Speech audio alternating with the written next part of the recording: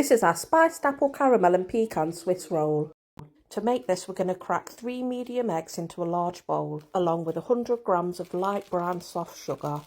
And we want to whisk it for about 5 minutes until it's light and fluffy. We're going to sift 100 grams of plain flour, a teaspoon of baking powder, and a teaspoon of cinnamon and ginger into a small bowl. Once sifted, we can add it to the wet ingredients, along with a teaspoon of vanilla extract. And we want to fold that in gently so we don't knock out the air, and then pour it onto our baking tray with parchment paper.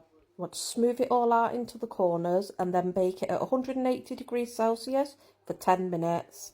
Then just sprinkle another sheet of baking paper with golden caster sugar. Once the sponge is baked, we're going to place it onto the sheet with the caster sugar, peel off the baking paper it was cooked in, and roll it up whilst it's still warm. Then just roll it into a clean tea towel to keep in the steam. Whilst that cools, we'll make the caramel sauce. We're going to put 200 grams of caster sugar in a saucepan, along with 40 millilitres of water.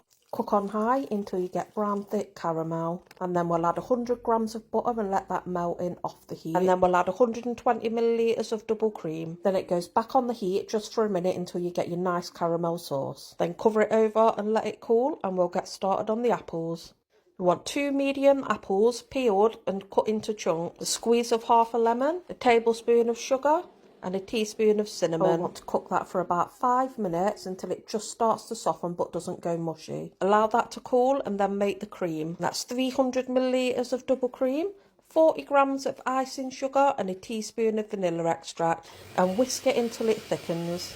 After about an hour, we'll unroll our sponge, spread the caramel sauce all along the bottom, spread some apples out across that, and then spread the cream on top. Remember to reserve a bit of each for the decoration on top. And then I'm just going to chop up a handful of pecans to sprinkle in the middle as well. And then we want to roll it up. And if you want to cut the ends off to make them look neater, that's completely up to you.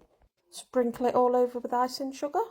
And then we're going to drizzle on the caramel sauce across the top. And then we're going to pipe on some cream in a nice swirly pattern. And then we'll just add a few pieces of apple across the cream. And that's it, your beautiful spiced apple, caramel and pecan Swiss roll is ready. I hope I see you all in the next video. Goodbye for now.